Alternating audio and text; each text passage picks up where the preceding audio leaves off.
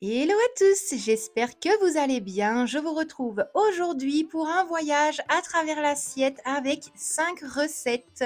Et on commence tout de suite avec la shakshuka, un plat tellement facile et pour moi, petit budget. Je vais tout d'abord m'occuper des poivrons que je vais égrener et les placer sur une plaque allant au four. Je vais les badigeonner d'huile et les cuire jusqu'à apparition de cloques. Je les laisse plus ou moins 15-20 minutes grand maximum à 175 degrés. Pendant ce temps, je vais émonder mes tomates en pratiquant une petite incision sur le dessous et je vais les placer dans une casserole d'eau bouillante pendant 5 minutes. Pour mes poivrons, je vais les transférer dans un plat et recouvrir de film alimentaire et les laisser refroidir. Ce sera beaucoup plus simple pour enlever la peau, bien que là j'aurais pu les laisser 5 minutes supplémentaires dans mon four parce que j'ai dû utiliser mon couteau pour pouvoir enlever la peau du poivron. Mais ça, ma foi, ce n'était pas trop grave. Donc vous pouvez les placer dans un saladier ou même dans un Tupperware. Du moment que c'est bien fermé hermétiquement, comme ça, ce sera beaucoup plus facile pour enlever la peau. Pour les tomates, je vais les sortir et les égoutter et je vais commencer par, ou du moins je vais commencer plutôt à les peler, vraiment entre guillemets, à les peler. Donc je vais tout simplement venir enlever toute la peau autour des tomates pour éviter d'avoir vraiment les petits filaments au niveau de notre sauce. Une fois que j'aurai pelé toutes les tomates, je vais les couper en morceaux en veillant à bien enlever le cœur. Vous pouvez enlever les pépins de la tomate sans problème. Moi, j'ai décidé de les laisser. C'était pas un très gros souci. J'enlève juste vraiment le dessus de la tomate, vraiment le petit cœur, comme je dis, pour éviter qu'on ait des trop gros morceaux et un petit peu durs. Concernant la découpe, ça, soit vous les coupez en petits cubes, en plus gros morceaux, vous faites comme vous en avez envie. Pour les poivrons, c'est la même chose. Je vais enlever la peau et les couper en morceaux. Vous les coupez en lamelles, en petits dés. Moi, j'ai fait un petit peu des deux. J'ai coupé en lamelles, j'ai coupé en petits dés parce que j'avais pas spécialement envie que ça tourne non plus en purée. Je voulais quand même avoir de la mâche en bouche lors du repas. Le tout va partir en cuisson sur feu moyen le temps que les tomates rendent tout leur jus.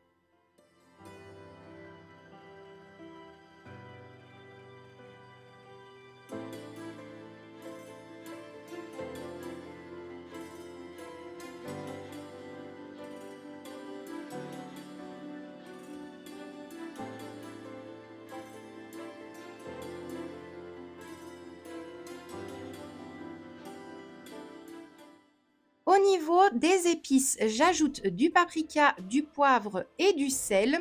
Maintenant, vous pouvez également ajouter du gingembre et du curcuma. Honnêtement, c'est super bon, mais ici, mon homme et ma fille ne sont pas trop fans, donc je suis juste partie sur du paprika, du poivre et du sel. Par contre, je vous conseille vivement de réaliser cette recette en été avec de bonnes tomates cœur de bœuf. C'est tellement meilleur. Donc là, ma sauce, je l'ai laissée mijoter 30 minutes sur feu moyen. J'ai remué quand même assez souvent. Une fois que ma sauce est bien cuite, au niveau des œufs, je vais les ajouter entiers. Donc c'est vraiment 5-6 minutes avant la fin de la cuisson. Je vais ajouter 7 œufs entiers que je vais recouvrir. Mon mari n'aime pas quand les œufs sont coulants, donc il m'a demandé de les recouvrir pour qu'ils soient à moitié cuits durs. Donc pareil, je lui ai fait plaisir. Et alors, juste après, je vais également ajouter un petit peu de persil frais que je vais ciseler au ciseau.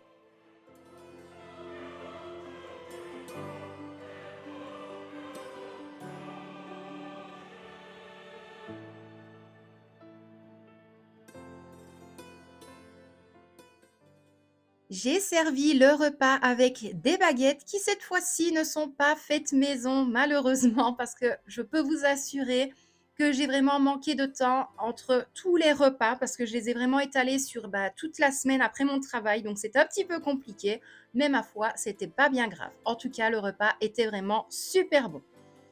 Alors, concernant cette recette-ci, c'est une recette fétiche maintenant ici à la maison. C'est des petits pains. Mais par contre, j'hésite à savoir si ce sont des petits pains marocains ou autres. Donc, s'il y a des personnes bien qualifiées dans le domaine, n'hésitez pas à me le dire en commentaire. Donc là, dans mon bol, j'ajoute 500 g de farine, une cuillère à café de sel, un sachet de levure sèche, une cuillère à soupe de sucre et je vais ajouter progressivement 350 ml d'eau tiède.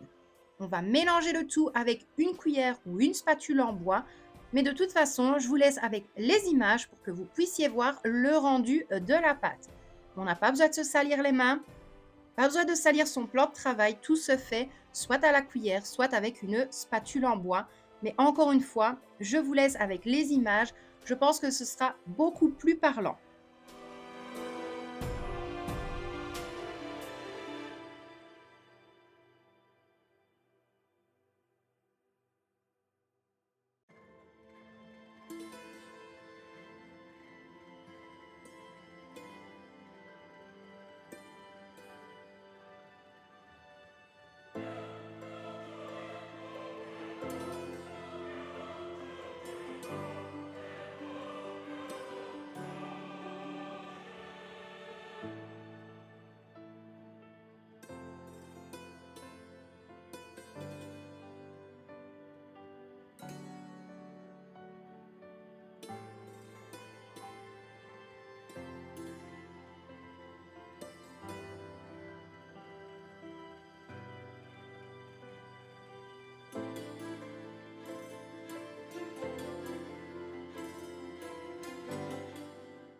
Donc voilà, je vous ai vraiment laissé toutes les images pour que vous puissiez voir la façon dont j'ai travaillé la pâte. Une fois que la pâte est terminée, on va huiler nos mains et on va tout simplement badigeonner toute la pâte. Vous prenez un gant ou avec vos mains nues, vous faites ça comme vous préférez. Donc moi ici, c'est de l'huile neutre. Je badigeonne bien toute la boule de pâte et on va la recouvrir et la laisser pousser entre 1 heure à 1 heure et demie à température ambiante. Donc ça, c'est vraiment à vous de voir s'il fait chaud ou non dans votre cuisine ou dans votre salle à manger. Mais en tout cas, c'est à température ambiante.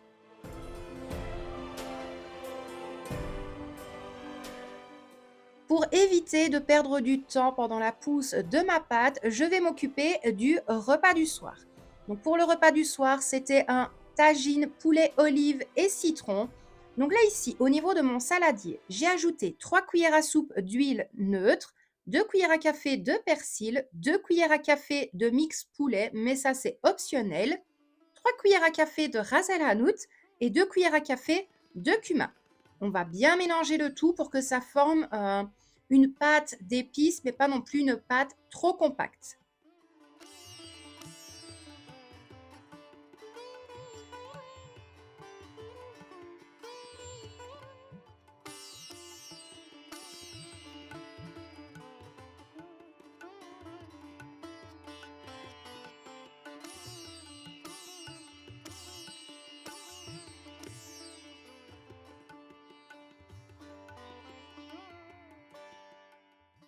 Je viens à présent m'occuper de mes filets de poulet. Il est vrai que pour les tagines, c'est beaucoup mieux d'utiliser des pilons de poulet, mais ici, on n'est vraiment pas fan. Donc voilà, je suis partie sur des filets de poulet que je vais couper en cubes. Quelquefois, je vais faire des gros cubes, des autres fois des plus petits morceaux. Mais là, je suis partie vraiment sur des cubes de poulet. On va bien mélanger le tout au niveau de la marinade. Et alors, je vais laisser le temps à toutes les épices d'imprégner le poulet. Pendant ce temps, je vais m'occuper de mes 2 oignons que je vais émincer. Je vais les placer au niveau de ma sauteuse avec un fond d'huile. Je vais les laisser cuire sur feu moyen à couvert pendant 10 minutes.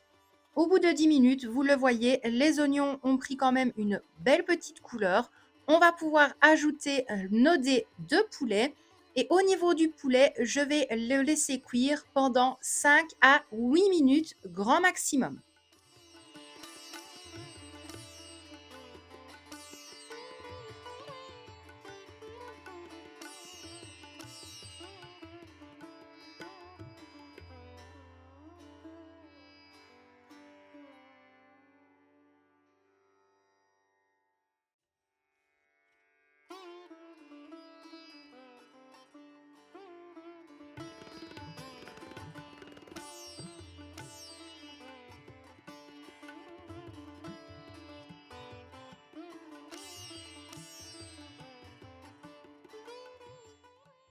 Voilà à quoi ressemble le poulet. Donc moi, je l'ai laissé cuire 8 minutes grand maximum. À ce stade, on va pouvoir ajouter 250 millilitres d'eau. Et moi, pour éviter de perdre le fond de ma marinade, eh bien, j'ai placé les 250 millilitres d'eau au niveau de mon saladier pour récupérer un maximum d'épices. On va laisser cuire sur feu doux à couvert pendant 20 minutes.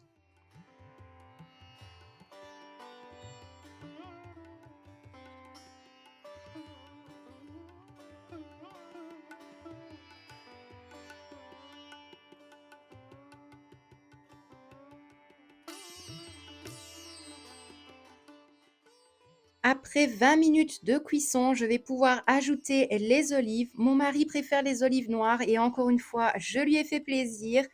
Et je vais pouvoir également ajouter mes citrons. Au niveau des citrons, j'en ai pris 3 ou 4 que j'ai coupés en quartiers. Si je ne dis pas de bêtises, oui, je les ai coupés en quartiers puis je les ai recoupés en deux. J'ai quand même pris la peine d'enlever les pépins et les extrémités des citrons. Et alors après, je laisse tout ça à couvert, vraiment le temps que toute l'eau commence à s'évaporer et qu'on ait quelque chose de consistant, mais pas non plus de trop sec. Là, ici, notre pâte, comme vous le voyez, a vraiment bien doublé, voire triplé de volume. On va venir tout doucement la dégazer avec une cuillère en bois. On va mettre de l'huile à nouveau sur nos mains et travailler légèrement la pâte.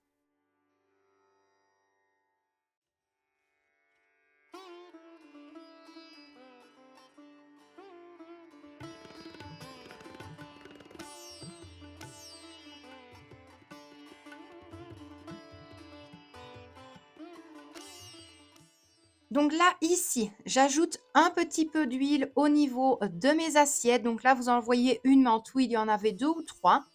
Je vais retravailler la pâte légèrement. Je vais prélever de la pâte pour faire des boules.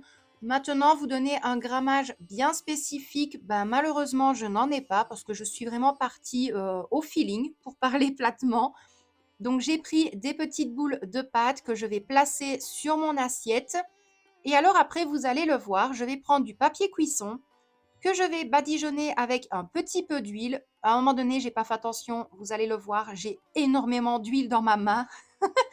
Donc j'ai directement retransvasé le tout dans un bol. Je ne sais pas ce que j'ai fait, mais en fait la bouteille a glissé. J'ai eu énormément d'huile dans mes mains. Donc comme je vous le disais, un papier cuisson que l'on va huiler très légèrement. Pourquoi du papier cuisson? Eh bien tout simplement, lorsque l'on va transférer la boule de pâte dans la poêle, eh bien ça va éviter à votre pâte d'être déformée. Moi, de toute façon, je vous laisse avec les images. Comme je vous l'ai dit, je pense que c'est beaucoup plus parlant en visualisant les images que moi de toujours tout vous expliquer. Mais bon, voilà, vous le voyez, je l'étale. Je vais faire fondre vraiment un tout petit peu de beurre dans ma poêle.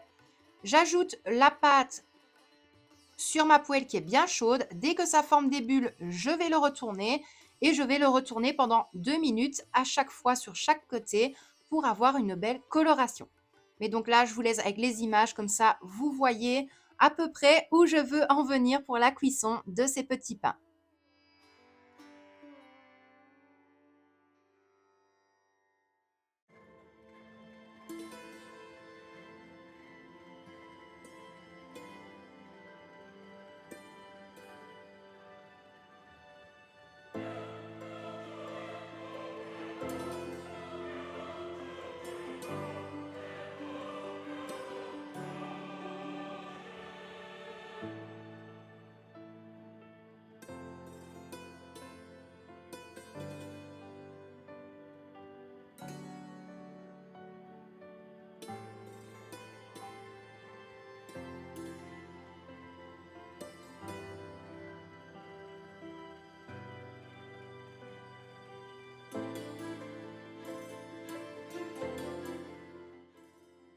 Regardez-moi la texture de ces petits pains. Alors là, franchement, je me suis brûlé les mains pour vous montrer le rendu final.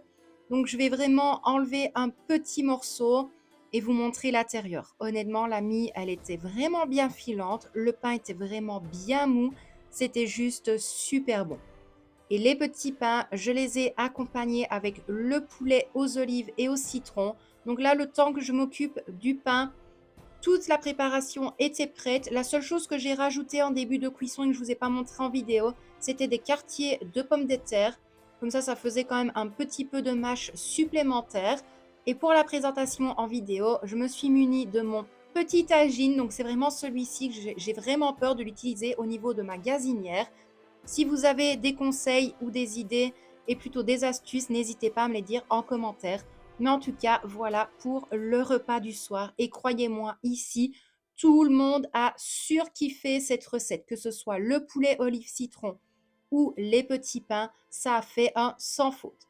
Concernant le tagine, je le sais que de base, c'est avec des citrons confits, mais je n'en avais pas. Et si je devais les faire maison, bah, j'aurais dû attendre un bon mois. Donc, je suis partie sur des citrons frais.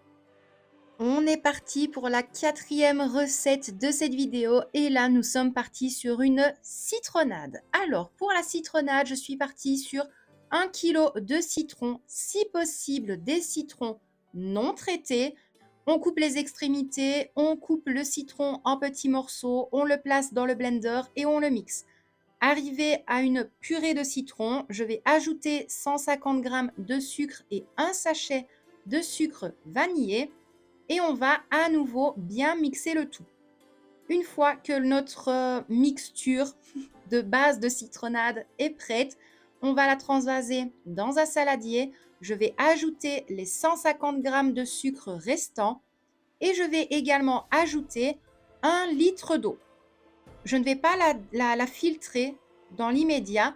Vous allez le voir, je vais vraiment vous faire un gros plan. Je vais la laisser reposer 2 bonnes heures. Pourquoi? Eh bien, tout simplement, si je la filtre à ce moment-là, eh bien, je ne vais pas permettre plutôt au sucre d'être totalement dissous au niveau de ma préparation. Donc, je laisse bien le tout reposer 2 heures. Une fois que le sucre est bien dissous, eh bien là, on va pouvoir passer le tout au tamis. Donc là, vous voyez, c'est avant les 2 heures de repos. On voit vraiment tous les cristaux de sucre. Donc, je veux absolument que le sucre soit dissous. Ensuite, on prend un autre saladier et son tamis et on va prendre le temps de bien tout passer. On n'hésite pas à bien presser toute la chair du citron ou plutôt des citrons pour récupérer un maximum de jus. Et concernant la chair, ne la jetez pas. Ça peut nous servir pour des cookies, mais également pour des produits d'entretien. Moi, je l'ai transvasé dans 3 sprays avec de l'eau et du vinaigre. Et honnêtement, je vaporise ça sur mes tentures. Ça sent super bon. Bref, ce n'est pas le sujet de la vidéo. Je vais les transvaser au niveau des bouteilles en verre et voilà ce que ça donne. Et honnêtement, c'était une pure dinguerie. Et pour cette dernière recette, oui, déjà, je suis partie sur des samoussas. Donc là, je vais avoir besoin de feuilles de briques, de viande hachée, un oignon découpé en petits morceaux, au niveau des épices, du cumin, du persil, et il va me falloir également 2 œufs. Donc, je fais revenir mes oignons jusqu'à ce qu'ils deviennent légèrement colorés. Je vais ajouter mon hachis et on va veiller à vraiment bien le casser en petits morceaux, vraiment l'émietter, parce que si vous avez des gros morceaux, eh bien lorsque vous allez réaliser vos samoussas, ça va casser tout simplement votre feuille de brique et c'est pas du tout ce que l'on veut. Donc là, je vais vraiment laisser le tout bien mijoter. Une fois que j'ai ajouté les épices, je vais bien mélanger le hachis et les oignons pour que les épices soient bien réparties sur toute la préparation. Et je vais laisser mijoter bien tranquillement. Vous allez le voir, il va rester quand même pas mal d'eau au niveau de la poêle.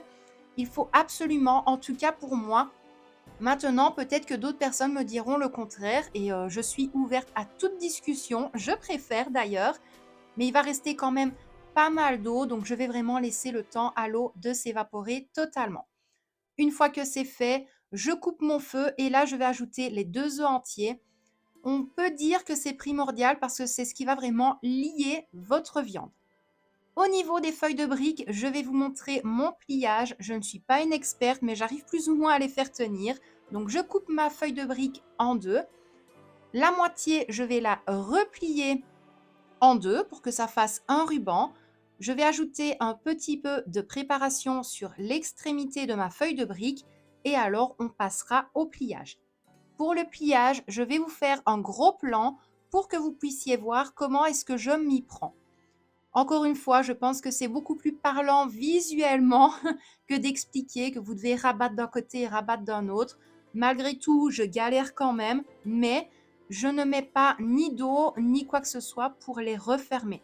Je vous laisse regarder les images. J'effectue juste un petit rebord avec le reste de la feuille de brique que je vais replier à l'intérieur de mon samoussa.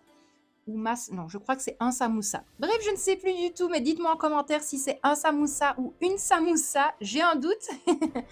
Mais en tout cas, moi, je vous laisse avec les pliages. Comme ça, vous allez voir à quoi ça ressemble et comment s'y prendre.